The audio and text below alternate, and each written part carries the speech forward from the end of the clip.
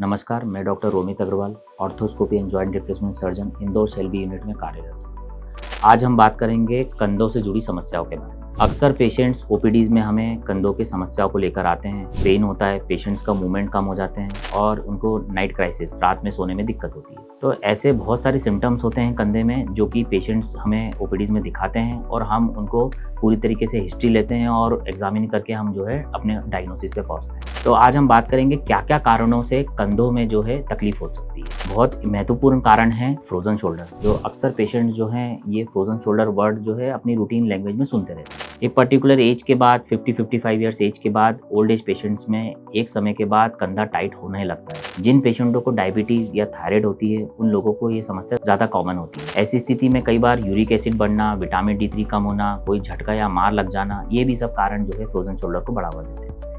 ऐसी स्थिति में जब भी फ्रोजन शोल्डर होता है तो ये जानना जरूरी है कि एक सेल्फ लिमिटिंग डिसीज है।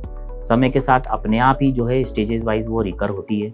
इस दौरान जिस पैथोलॉजी से फ्रोजन शोल्डर हुआ है उस पैथोलॉजी को हमको करेक्ट करना होता है और कंजर्वेटिव ट्रीटमेंट जैसे कि दवाइयाँ, रेस्ट, प्रॉपर फिजियोथेरेपी, इन्हीं सब माध्यमों से हम जो उसको वापस अपना मूवमेंट रिगेन कर पाते हैं। एंड स्टेज में जब कंजर्वेटिव ट्रीटमेंट हमारा नहीं काम करता है या उसमें हमको पूर्ण तौर से रिलीफ नहीं मिलता है, उस स्थिति में हम जो है ऑर्थोस्कोपी, जो दूरबीन द्वारा सर्जरी द्वारा हम जो है कैप्सूल को पूरा रिलीज करते हैं और उन्हीं सर्जरी से जो है पेशेंट को पूरा मूवमेंट रिगेन कर पाते हैं। तो ये एक तरह से प्रॉब्लम हुई फ्रोजन शोल्डर, जिसके बारे में हमने समझा कि ये किस कारणों में से होती है, कैसे उसको ठीक किया जाता है और अगर वो कंजर्वेटिवली मतलब दवाई गोली या एक्सरसाइज से ठीक नहीं होती है तो हम ट्रीटमेंट के तौर पर आर्थोस्कोपी सर्जरीज करते हैं।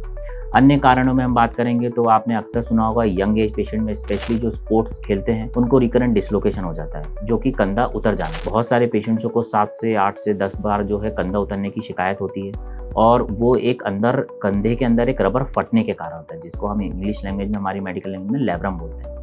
ये लैब्रम से संबंधित समस्याओं के कारण जो है कंधा जो है बार बार सटक जाता है और पेशेंट्स को जो है कोई भी मूवमेंट या रिगेन अपनी हेल्दी एक्टिविटीज़ करने में दिक्कत आती है। इन्हीं पेशेंट्स जो हैं हम इनको MRI करते हैं, देखते हैं हम लैब्रम कितना फटा है और इसका जो है हम दूरबीन द्वारा ऑपरेशन ही एडवाइस करते हैं। इस लैब्रम को किसी भी कंजर्वेटिव ट्रायल से हम इसको ठीक नहीं कर सकते हैं, इसलिए हमको डायरेक्टली जो है दूरबीन द्वारा ऑपरेशन करके इसको ठीक किया जाता है।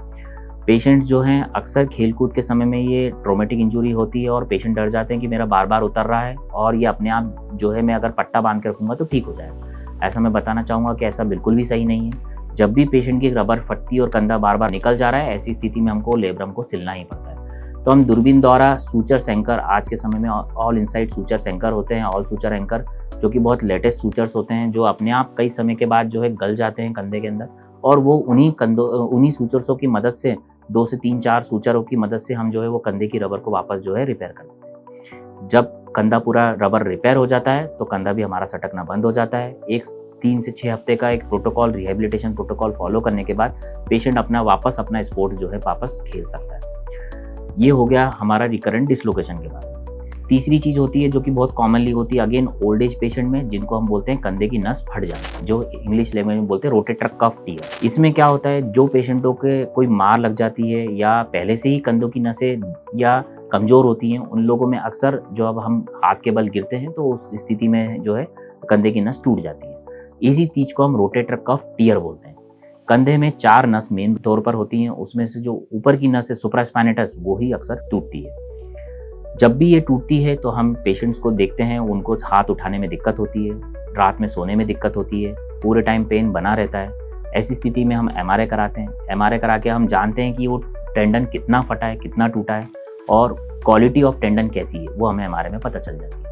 जब भी हम MRI में देखते हैं कि ये टेंडन्स रिपेयरेबल है कि नहीं है, गैप कितना है और सही समय पे अगर वो पेशेंट हमारे पास आता है तो हम उसको जो है ऑर्थोस्कोपी सर्जरी एडवाइस करते हैं। पेशेंट्स को हम ऑर्थोस्कोपी सर्जरी द्वारा अगेन की होल सर्जरी से जो है हम हमारे इंस्ट्रूमेंट्स को होल से यूज़ करके हम जो है टेंडन्स को वापस अपनी जगह पे रिकंस्ट्रक्शन करते हैं। ये टेंडन्स को जगह पे रिपेयर करने के लिए हमें अगेन जो है सूचर एंकर लगते हैं, जो कि एक अलग टाइप के एंकर आते हैं, वो भी जो है कुछ समय बाद घुल जाते हैं शरीर में, हड्डियों में, और वो टेंडन्स जो हैं हम सूचर्स मदद के द्वारा जो है हम उसको सिल देते हैं या रिपेयर कर देते हैं।